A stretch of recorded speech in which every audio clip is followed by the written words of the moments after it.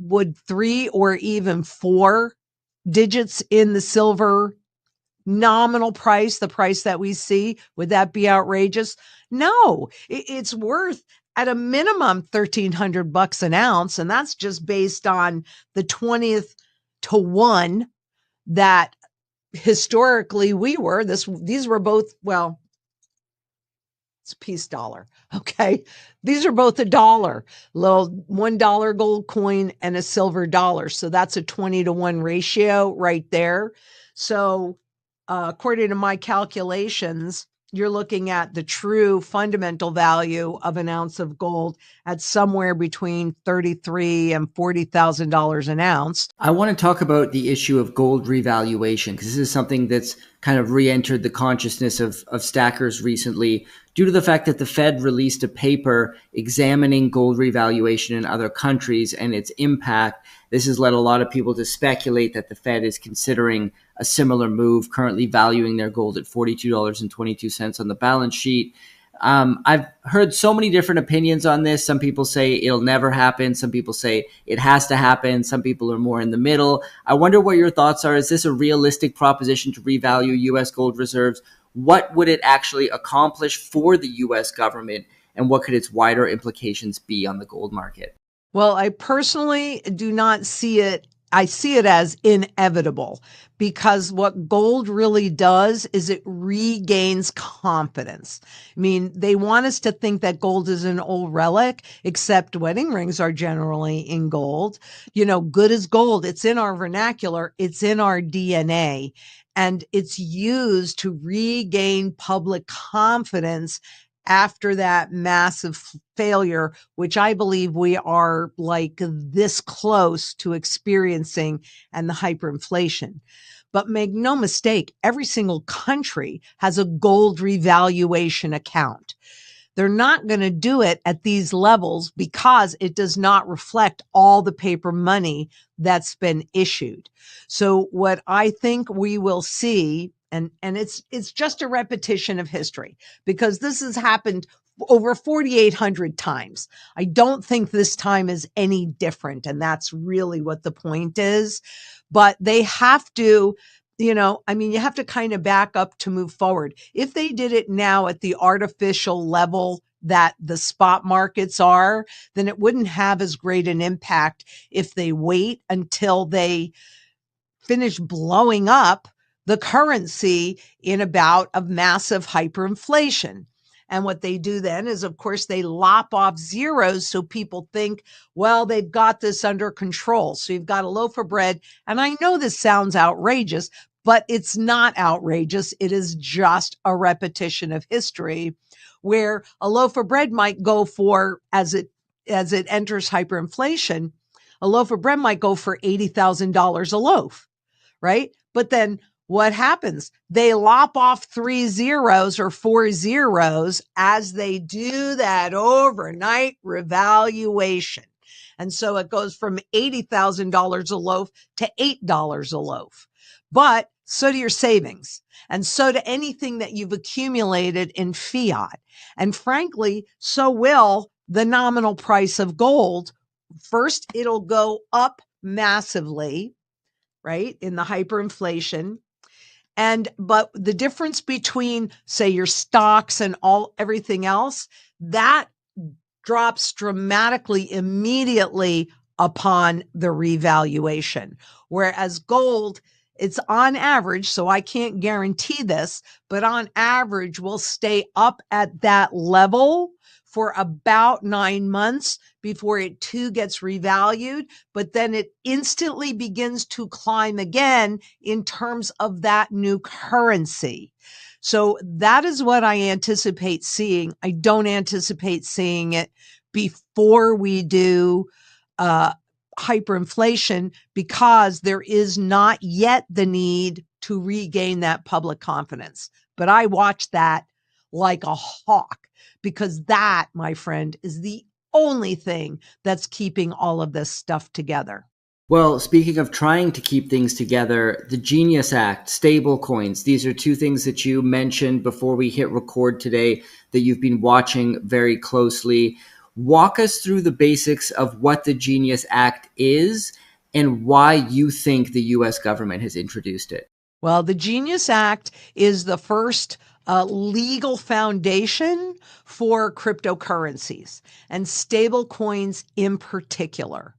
I personally believe, there are many reasons why this administration made the choice to legalize that. There's definitely stakes in the game, but it had to happen anyway because we're moving into a new digital system. And what nobody really realizes yet, and I'm so glad I'm old because I've lived through this and I know how to recognize it and I've studied it since 1987. When President Trump signed the Genius Act, he changed the global monetary system. And I believe that, I'll put my technical neck on the line with this. I'm not even giving myself any wiggle room in here. Although, of course, I will say I could be wrong, but from the tip of my head to the bottom of my feet and every single area in between, I believe that this will now usher in the hyperinflation to burn off the debt that's being created. But make no mistake at all, when he signed that, the monetary system changed, period. Now, the fact that most people don't know about it yet is not relevant, but I was there in 1965. I was about 11 years old at that point, so I didn't really understand what happened, but I remember that period of time. And I was there in 1971 when we went off the gold standard. And I remember I was about 17 years old. So I definitely remembered all of the chaos and everything around that currency regime shift. And there is not one doubt in my mind that we just experienced that a couple of weeks ago or 3 weeks ago, whenever he did that, the beginning of this month. And that was about, look, this is the way I view President Trump. He is a change agent. This change had to happen because we have used up all the purchasing power value in this stuff. And once you do that, there is no place to inflate away. You must attack principle. But since at the same time, what's been happening is a shift in the allegiances on a global basis. So the rest of the world has, as we know, they've been turning away from the U.S. Treasury market, which is the foundation of the global financial system. Well, when one market goes away, they got to find a new one. And so by legalizing the Genius Act and requiring all of the stable coins, at least that are issued by this country, to be dollar-backed one-to-one, what he's done is created a new artificial market, just like Kissinger did back in the 80s, 70s and 80s with the petrodollar. So that's what he's attempting to do. And right now, according to a recent article, think about this because it's crazy, right? But in a recent article by the St. Louis Federal Reserve, they talked about the impact of the stablecoins. And right now, there's about 125 billion stablecoins in this market. And most of them, it could be, I don't have this number in front of me, but somewhere between, I think it's even 99% of currently all stable coins that are issued are dollar-based. And they've been adopted majorly in third world countries, particularly in Africa, where their currencies are experiencing very, very high inflation. So what he's done is he's made sure that every new stable coin that's going to be issued by any corporations in the US, because that's who issues them. We don't want CBDCs here. Okay, well, I'm pretty sure we don't want stable coins either. But the CBDCs have a central location and there would just be one per country.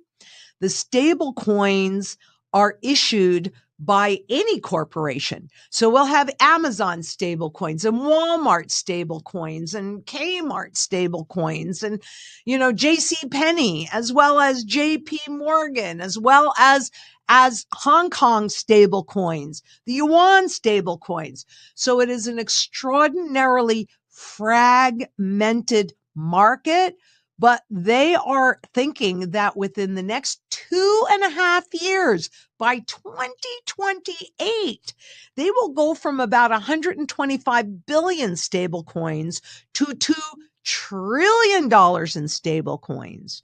And they are busy creating the legal framework of safe harbors and exemptions and all of these things. So if I take you back to 2008 and the great financial crisis, where what these bankers did was disgusting and vile and cruel and destroyed so many people's lives, nobody went to jail.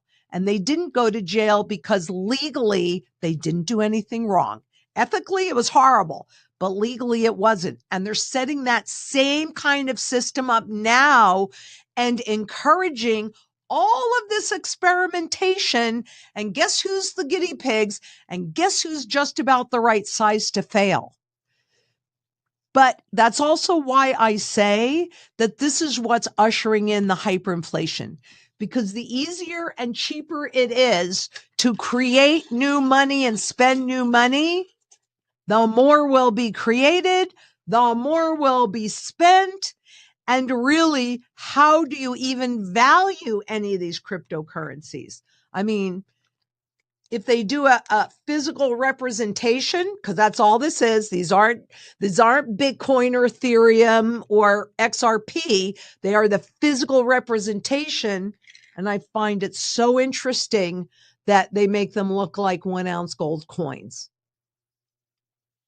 Psychological. Yeah. And disgusting. Very fascinating.